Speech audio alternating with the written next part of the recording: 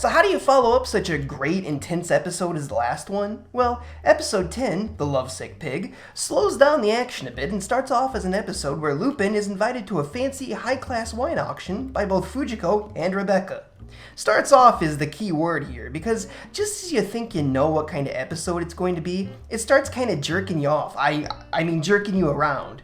First you think, oh, it's going to be a wacky two dates at once kind of episode, but then it quickly changes pace several times after that, so it's kind of fun. The plot follows Lupin, of course, getting asked on a date by two different women to the same wine auction. He accepts them both and makes a fumbling attempt to juggle the double date, which is all pretty amusing. The wine auction is in honor of the recent death of the Baron who owned the vast collection of wines and is open to couples only. Unfortunately for Lupin, not only do Fujiko and Rebecca catch him in his attempt to date them both at once, but he also discovers that they only asked him out in the first place just to get a date in order to enter the auction. So now it shifts from a failing to date two girls at once episode to Fujiko and Rebecca versus each other as they both try to steal off with the last barrel of the Lovesick Pig, a wine that makes you fall in love with the first person you see. This goes on for a bit until Lupin discovers that all the other guests have been drinking the Lovesick Pig the entire time, as a cover for the villain of the episode, the not-so-dead wine baron, to steal off with the wine. It's sort of a fun episode. The thing that really bungles it all, though, is that the plot doesn't make any fucking sense.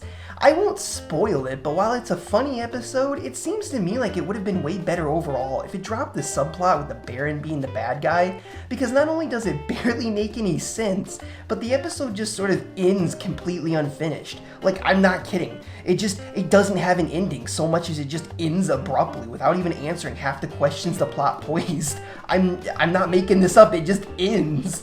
If they'd have just kept it simple and had Fujiko and Rebecca using Lupin behind his back to try to steal the wine, while Lupin tried to balance out trying to date them both at the same time, and they were all trying to hide their real intentions from each other, this could have been a pretty fucking great and funny episode. They just needed to drop the whole villain and the nonsensical explanation for what he was doing.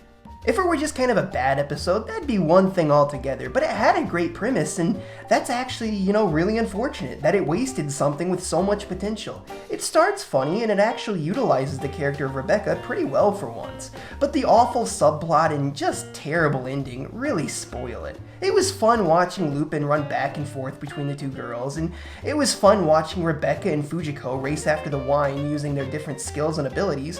But just like an Olympic skier can fuck up a giant complex ski jump by screwing up the landing, so too can a good episode mess up with a completely shitty ending.